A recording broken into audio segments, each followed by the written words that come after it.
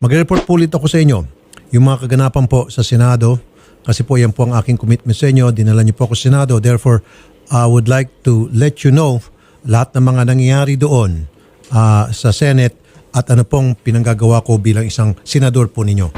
Isa po sa napag-usapan at pinaglalaban ko po sa Senado ay yung maipasa na po yung tinatawag na Magna Carta of Seafarers na meron po mga pagtututol. Ngayon pa lamang po ay meron mga pagtututol mula sa mga manning agencies na sa palagay ko sila po ay maglalabi para hindi po maipasa to. And I promise you at ako po'y nagbigay ng commitment sa inyo po, lalo sa inyo mga seafarers, ito po'y mapapasa come what may dahil ipaglalaban ko to kung kinakailan ipaglalaban ko to ng patayan. Okay?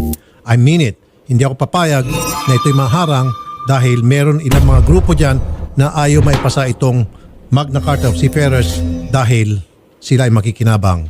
Okay?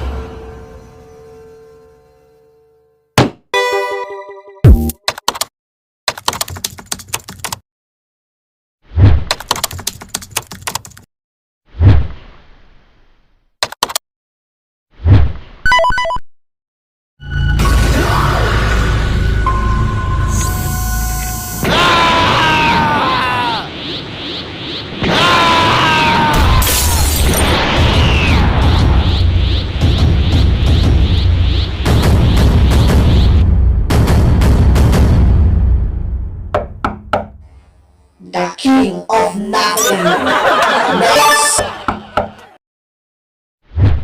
The king of no kingdom.